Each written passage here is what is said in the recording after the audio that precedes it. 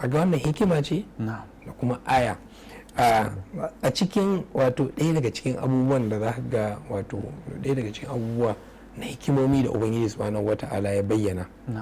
za ka ga cewa akwai wanda yake wanda ana hira da shi ayyansa 5 ga matarsa ana fara girgiza suka sauko yana hawa na 4 kafin ka wato matattakalar tsinkiya take ya ce yana kallo matarsa ta fada yana kallo 'ya'yansa guda 2 ɗayan ya rike shi ɗayan yana cewa dan uwana wani da ya san cewa wannan ya tafi haka iya ceto guda 2 a imarar tasu wato ginin inda suke zaune din suna da yawa akwai dan uwansa shi ma 'ya'yansa 5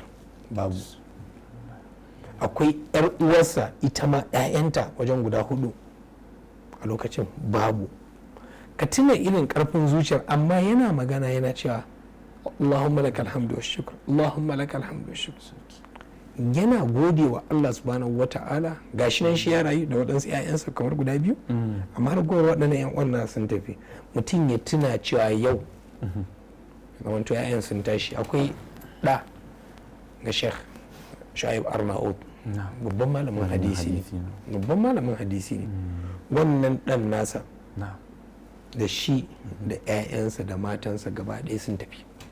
babban malamin hadisi ne shi ma dan nasa shi ma dan jami'ar islamiyya yi ta madina shi ma ya tafi to mutum ya tana cewa a wannan girgizar minti 1 ya zamanto shi ma anan zai tafi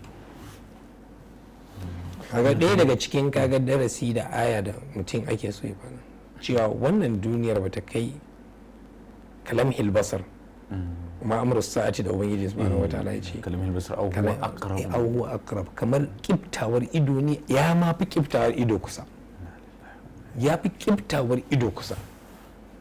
saboda haka ashe kenan misali mutum da zai zo yana rigima da mutane yana cin dukiyar mutane yana cin ya tuna cewa an yi wannan girgizar lokacin da zai zama tuwa akwai wani abu da ya kamata mutane su tambayi kansu tun da ƙasa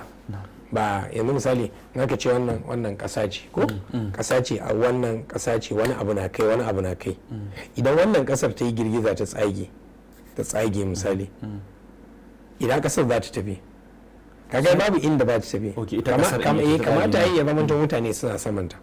ka gani ai bai kamata ya zamanto tunda akwai layers manufa wani rufi a ƙasa idan kana da abinka misali ya zamanto abin kamar kana da misali tangaran kana da wannan tangaran din kuma girman tangaran din a cikin kwanso guda ɗaya ko kewaye guda ɗaya idan wannan tangaran din ya ɓare me bai shige ciki abin ne kawai ya tsage amma yana kai amma ikon Allah subhanahu wata'ala da yace amintum man fis samai an yakhsifa bikum al-arda fa idha khasf wani fa kai kuma ya nutsar sai kai mamakin ya akai kasar ta iya shanye waɗannan abubuwa bayan shi ɗan adam dai ya ba da dogaran shi akan ta irin ginin da ake son a gwada ce ka kasa za a yi shi duk wani abu mai nauyi a dora mata amma kuma ubangiji sai ya tsaga ta ta shiga kuma ya rufe